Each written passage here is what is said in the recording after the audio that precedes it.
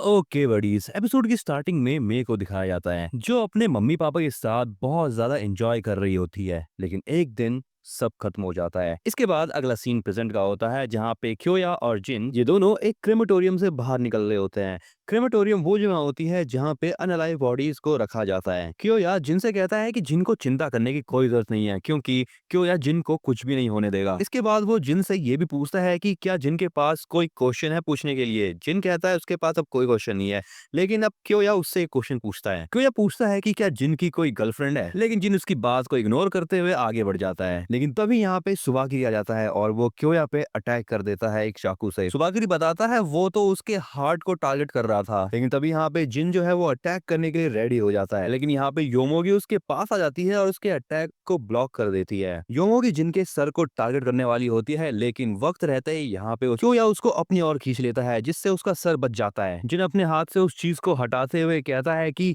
Demon जो है वो अपने आप को बहुत जल्दी हील करते हैं, लेकिन अभी उसको बहुत ज्यादा पेन हो रहा है। क्योया जिनसे कहता है कि क्या वो अभी जाके शिकी और बाकी लोगों को ये बता देगा कि अब सुबाखरी वहां पे आ चुका है और उसके बाद उन्हें पेशेंट्स को भी बाहर लेके जाना है। जिन क्योया से उसका हाल पूछता है, लेकिन क्योया कहता है कि वो अपने आप को मैनेज कर लेगा। जिन यहाँ से जाने से पहले कहता है कि वो थोड़ी देर में मत लेके आ जाएगा। क्योया जिनसे कहता है तुम बड़े अच्छे हो। क्योया अब देखता है कि योमोगी अपने बैक्टीरिया से वहां पे एक वॉल क्रिएट कर रही है जिससे कि यहाँ से कोई भी बच के भाग न सके। अपना काम खत्म करने के बाद योमोगी सुबागिरी से कहती है कि उसने अपना काम कर लिया है, उसने इस पूरे एरिया को ब्लॉक कर दिया है और अब कोई भी यहाँ से बच के भाग नहीं सकता। क्योया योमोगी को देखकर कहता है ये ब्यूटीफुल तो है लेकिन स्ट्रांग भी बहुत है। क्योया ये भी सोच रहा होता है कि यहाँ पर जितने भी लड़ने वाले लोग हैं वो बस स्टूडेंट्स हैं और अभी मदद की कोई भी गुंजाइश नहीं है। लेकिन इतना ही नहीं, योमोगी और सुबाकिरी ये दोनों ही बहुत ज्यादा स्ट्रांग है। लेकिन इसी के साथ ही क्योया ये भी चीज सोच रहा होता है कि अब उसके बचने का कोई भी चांस नहीं है। सुबाकिरी क्योया से पूछता है क्या वो शीकी इचिनोसे के बारे में जानता है। क्योया अब समझ जाता है कि सुबाकिरी जो है वो शीकी के पीछे पड़ा है, इसलिए अब वो एक इंजेक्शन निकाल लेता है। ये चीज एक पॉइजन होती है जिससे बॉडी ऑर्गन्स खराब हो जाते हैं। सुबाकिरी उससे कहता है तुम भागने की कोशिश क्यों नहीं कर रहे हो। मैं तो भूल ही गया था, भागने की तो कोई जगह ही नहीं है। क्यों कहता है कि वो भागना पसंद करता, लेकिन अभी फिलहाल उसके पास और कोई ऑप्शन नहीं है। लेकिन यहाँ पे सुबाकिरी बहुत फास्ट होता है,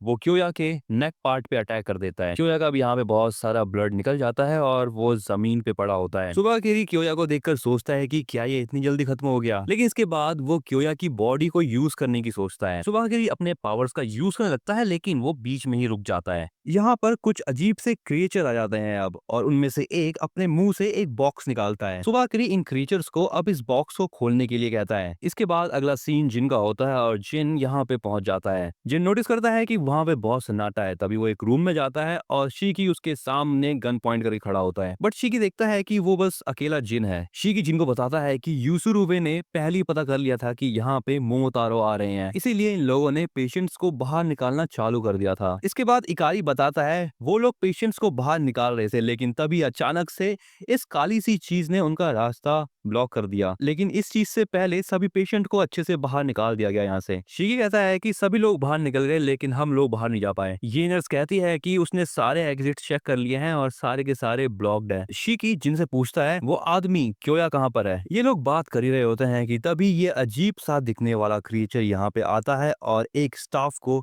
खत्म कर देता है। इस चीज को देखने के बाद बाकी का जो स्टाफ होता है वो यहाँ से भागने लगता है। शीकी मे को उसके साथ रहने के लिए कहता है। सुबाकिरी भी अब वहां पर पहुंच जाता है। वो इस जगह को देखकर चौंक जाता है और कहता है कि उसको विश्वास नहीं हो रहा कि इन डीमंस ने ये चीज अंडरग्राउंड बनाई है। लेकिन अब यहाँ पर वो इस क्रिएचर को, इस डब्बे को नीचे रखने के लिए कहता है। सुबाकिरी अब यहाँ पे बैठ जाता है और वो योमोगी और उन क्रिएचर्स को भेज देता है डीमंस को खत्म करने के लिए। अगले सीन में सादानामी को दिखाया जाता है जो कि अपने लिए कपड़े ढूंढ रही होती है, क्योंकि उसको जो उसने कपड़े पहन रखे हैं उसमें मूव करने में बहुत दिक्कत हो रही है। दूसरी तरफ किरियामा की भी हालत खराब होती है। सादानामी अब अपने कपड़े चेंज कर लेती है, लेकिन किरियामा को अभी भी अपने हेल्थ की टेंशन हो रही होती है बहुत। सादानामी कहती है कि उनके पास अभी कोई चॉइस नहीं है, उनको फाइट करनी ही होगी यहाँ पर। लेकिन किरियामा कहता है कि वो बहुत डरा हुआ है और वो फाइट नहीं कर सकता। सादानामी उससे पूछती है तो तुम कुछ नहीं कर सकते। किरियामा कहता है हाँ मैं कुछ भी नहीं कर सकता।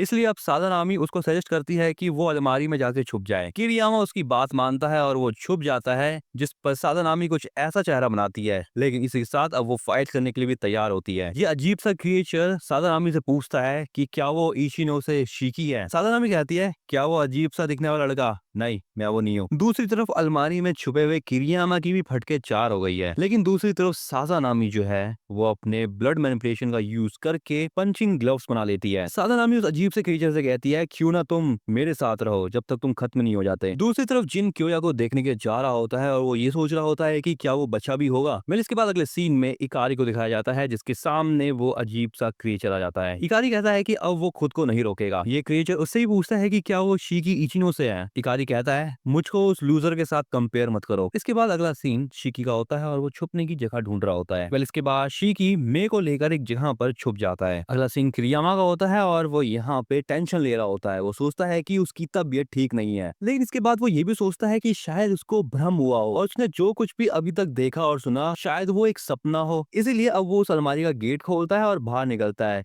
और बाहर निकलने से पहले वो कहता है कि वो यहाँ से जाएगा सबसे पहले मेंटल हॉस्पिटल और अपना चेकअप कराएगा। लेकिन जैसे ही वो गेट खोलता है उसके सामने ये अजीब से दिखने वाली चीज होती है, जिसे देखकर उसकी हालत खराब हो जाती है। किरियामा कहता है कि वो इतना सडन अटैक नहीं झेल पाएगा, इसीलिए उसको टाइम आउट चाहिए और वो चुपचाप बस वहीं पर लेटा रहता है। लेकिन थोड़ी देर बाद वो क्रिएचर उठता है और वो सादानामी के पास चला जाता है। सादानामी भी उसको एक बहुत जोरदार पंच करती है एंड एक के बाद एक वो उसको पंच करती ही रहती है। किरियामा सादानामी को ये सब करता हुआ देखकर बहुत ज्यादा शॉक हो जाता है। वो कहता है, ये लड़की कितनी अजीब है, उसको डर लग रहा है। सादानामी की स्किल है आई लव। अगर एक बार सादानामी का ब्लड जो है वो उसके एनिमी को कोट कर लेता है तो एक लिमिट के बाद उसके एनिमी की फाइट करने की इच्छा खत्म हो जाती है। सादानामी किरियामा को देखकर उससे कहती है, मैंने कहा था ना मुझे सब कुछ हैंडल करने दो। सादानामी बहुत ज्यादा डिपेंडेबल लड़की है। वेल किरियामा यहाँ पे सादानामी को बहुत शुक्रिया करता है उसकी जान बचाने के लिए। किरियामा कहता है कि वो अपनी पूरी जिंदगी इस चीज को याद रखेगा। सादानामी को किरियामा की ये चीज बहुत ज्यादा पसंद आती है। सादानामी उसको एक जगह पे आराम करने के लिए कहती है और तब तक वो सब कुछ हैंडल कर लेगी। लेकिन अगले सीन में एक नर्स भाग रही होती है और उसके पीछे एक क्रिएचर पड़ा होता है। अगला सीन फिर से सादानामी और किरियामा का होता है। किरियामा सादानामी से कहता है कि वो उसके बहुत ज्यादा पास है। किरियामा सोच रहा होता है कि लड़की उसका बहुत ज्यादा ध्यान रख रही है, क्या ये कोई जाल तो नहीं उसको फंसाने के लिए। बट तभी उसके सामने एक और क्रिएचर आ जाता है। सादानामी कहती है, तुम अब नहीं बचोगे। सो के बड़ी इसी के साथ यहाँ पर ये कमाल का एपिसोड होता है एंड इस चैनल को सब्सक्राइब करना मत भूलना।